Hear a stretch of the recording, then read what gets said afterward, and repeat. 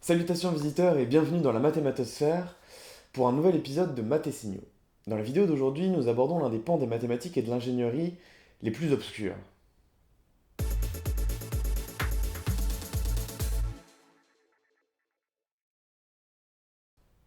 Un langage de programmation peut être défini comme la langue qui permet d'écrire un algorithme. Nous allons donc parler de leur histoire, comment ils sont apparus, etc. Puis nous parlerons de leur champ d'application.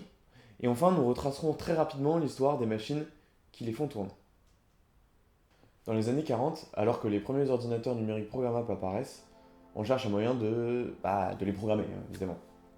Ces ordinateurs primitifs, dits de première génération, ont besoin de grosses équipes de techniciens et de scientifiques pour les faire tourner. À ce moment-là, ils servent principalement pour le calcul scientifique et militaire. De plus, à cette époque, la miniaturisation étant un concept encore très abstrait, ils prennent plusieurs pièces et sont faits à partir de transistors peu fiables qui ont souvent tendance à casser. Face à autant de contraintes techniques, il est donc évident que le confort du programmeur est un petit peu annexe. De plus, la plupart des personnes qui travaillent dessus, qui sont pour la plupart des scientifiques et des mathématiciens, sont rompues avec les principes du raisonnement abstrait et de l'algorithme. Ce n'est qu'avec l'invention du transistor en silicium en 1954 que la voie de la miniaturisation est lancée et donc que l'on commence à se préoccuper du confort de l'utilisateur. C'est donc à ce moment-là que l'on crée le langage assembler, qui est un langage qui est propriétaire à chaque architecture de processeur et qui est ni plus ni moins que la transcription en langage humain des instructions machine. Ce n'est qu'en 1957 que le premier langage de programmation dit de haut niveau apparaît, le Fortran. L'objectif est d'éloigner au maximum l'homme de la machine afin de permettre aux développeurs de se concentrer uniquement sur son algorithme et non sur les spécifications hardware de sa machine. Pour cela, on rajoute un maximum de ce qu'on appelle des Hardware Abstraction Layers, ou HAL, afin de permettre au programmeur de se concentrer sur son programme et non sur sa machine. Cela permet aussi d'améliorer la portabilité des logiciels. Bah oui, forcément, si on écrit une seule fois le programme et qu'après on le compile pour toutes les machines, c'est beaucoup plus simple que de devoir réécrire le même programme dans plusieurs langages pour chaque processeur. Ensuite, en 1959, sort un langage qui aujourd'hui pose problème. Il s'agit du COBOL. Quel est son problème, vous allez me dire? C'est très simple. En fait, aujourd'hui, l'intégralité du système bancaire mondial est basée sur ce langage, sauf que c'est un langage vieillissant, et donc plus personne ne sait coder avec. C'est pour ça que la plupart des banques sont obligées de faire appel à des développeurs retraités afin de continuer à maintenir les systèmes. En 1964 et en 1970 sortent respectivement le BASIC et le Pascal, deux langages qui seront massivement utilisés dans l'éducation et qui ont en quelque sorte démocratisé la programmation et qui l'ont apporté finalement au grand public. C'est quand même fou de se dire que sans ces langages, la programmation serait restée ce truc de matheux en blouse et on n'aurait pas eu nos chers geeks que une douche terrorise plus qu'un message « il faut qu'on parle de ta meuf ». Alors là, on arrive sur le petit chouchou de la vidéo. Un langage qui porte le monde aujourd'hui. Créé en 1971, voici le C. Ce langage semble aujourd'hui indétrônable et il a apporté dans le monde de la programmation la grande majorité des standards de l'industrie aujourd'hui. Tout ce qui est if, else, while, etc. Toutes ces boucles ont en grande majorité été apportées par le C. En plus, il apporte tout un nouveau pan de syntaxe, l'utilisation des crochets, etc. Il est rapide, portable, bas niveau, et il permet la modularité et une gestion très précise de la mémoire sans sacrifier sa fameuse portabilité. Il est donc idéal pour la conception de systèmes de bas niveau, comme un système d'exploitation par exemple. C'est d'ailleurs avec lui que sera écrite la première version portable sur plusieurs machines du célèbre système d'exploitation Unix. Dans la plupart des épisodes de Maths et Signaux, quand nous aurons besoin de coder quelque chose, on le fera assez souvent en C, ou dans un de ses dérivés en C++, qui est d'ailleurs le langage suivant sur la liste. C'est quand même fou comme c'est bien écrit une vidéo, non? Bref, le C++ donc. Le C++ c'est un langage qui sort en 1983 et qui est finalement ni plus ni moins qu'une extension du C, auquel il rajoute plusieurs fonctionnalités pour le mettre à jour entre guillemets. Il permet notamment la programmation orientée objet, ce qui est à l'époque une assez grosse avancée. Il facilite aussi la gestion des chaînes de caractères.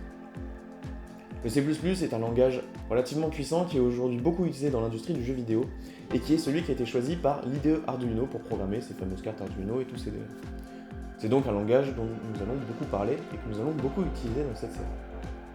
En 1991, Guido van Rossum publie Python, un langage de scripting de haut niveau qui présente l'intérêt d'être interprété et non compilé, ce qui en fait un langage de prototypage idéal. Python dispose aujourd'hui d'une quantité de librairies qui force le respect, ce qui le rend plutôt polyvalent. Il est principalement utilisé dans l'industrie pour le calcul scientifique et pour le développement d'IA. C'est aussi le langage qui a été choisi par l'Éducation nationale afin d'être enseigné au lycée et dans les classes préparatoires. C'est pour cette raison que c'est le langage que j'ai choisi pour faire la première série de tutos de programmation. Le gros défaut du langage Python est sa lenteur d'exécution, puisqu'il est interprété, ce qui fait que c'est un langage pas trop utilisable pour toutes les applications telles que l'électronique embarquée, quoique. En 1995 est publié le langage phare de Oracle, le Java. Son principal avantage est qu'il utilise une machine virtuelle pour s'exécuter. Alors je dis avantage, mais c'est aussi son défaut et vous allez voir pourquoi. En effet, ça présente des avantages puisque du coup, à partir du moment où une machine peut faire tourner cette machine virtuelle, elle est capable de comprendre les instructions du Java, ce qui en fait un langage extrêmement portatif. On peut l'envoyer sur n'importe quelle machine. En revanche, son gros défaut est que la machine virtuelle est assez lourde à faire tourner, ce qui le rend absolument pas adapté au système avec des petites puissances de calcul. Donc pour de l'embarquer très précis, c'est moyen. En revanche, il est plutôt adapté pour de l'embarquer qui a un petit peu de puissance de calcul, comme des voitures par exemple. Dès sa sortie, Java est très apprécié par les développeurs et immédiatement intégré dans certains navigateurs web. À cette époque-là, les navigateurs web ne sont pas ce qu'ils sont aujourd'hui, et c'est encore la concurrence pour savoir qui va dominer le marché. Alors, un autre navigateur web décide d'inclure sa propre version de Java qui va s'appeler le JavaScript. Le JavaScript, c'est un langage qui est développé en 10 jours, donc rempli d'erreurs, qui base aujourd'hui l'intégralité du web. Le gros problème de ce langage, du coup, le JavaScript, c'est que aujourd'hui, l'intégralité des applications web sont conçues sur ces erreurs et certaines dépendent de ces erreurs. Ce qui fait que ce sont des problèmes fondamentaux du langage qui sont aujourd'hui impossibles à corriger sans casser la moitié du web. Le dernier langage majeur dont nous allons parler aujourd'hui est le Rust. C'est un langage très récent qui est sorti en 2010 et publié par Mozilla. Son but est simple, c'est de remplacer tous les langages dans tous les domaines. Plus ou moins, je grossis le trait évidemment. Pour ça, sa stratégie est simple. C'est un langage de bas niveau, mais qui emploie un certain nombre de techniques pour le rendre très sûr, beaucoup plus sûr que le C, très puissant, et qui en fait donc un langage applicable pour le web, pour l'embarquer, etc. Attention cependant, ce n'est pas un langage qui est fait pour tout le monde, puisque sa logique diffère un petit peu des langages classiques, ce qui fait que sa courbe d'apprentissage est très différente, et donc il conviendra certainement à un certain type de personne, et pas à un autre. Parlons maintenant de l'histoire des machines qui font tourner ces langages de programmation. Ici, on va évidemment parler que des machines numériques et pas de tout ce qui va être les machines mécaniques qui sont apparues avant, etc. En 1954, donc, apparaît le transistor en silicium, ce qui ouvre la voie à l'électronique de signal tel qu'on le connaît aujourd'hui. Depuis, les scientifiques n'ont eu de cesse de réduire la taille des puces et d'augmenter la puissance des calculs qu'elles sont capables de réaliser. En 1959, par exemple, Texas Instruments dépose le premier brevet pour un circuit intégré.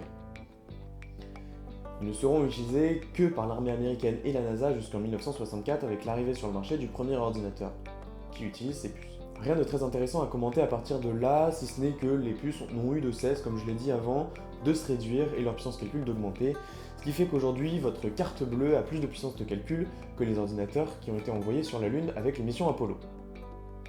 Nous voilà déjà arrivés à la fin de cette vidéo, j'espère qu'elle vous aura plu, si c'est le cas n'hésitez pas à mettre un like, à vous abonner et à venir me faire coucou en commentaire. Pour ma part, j'ai hâte de vous retrouver dans les prochains épisodes, alors portez-vous bien, et à bientôt dans la mathématosphère.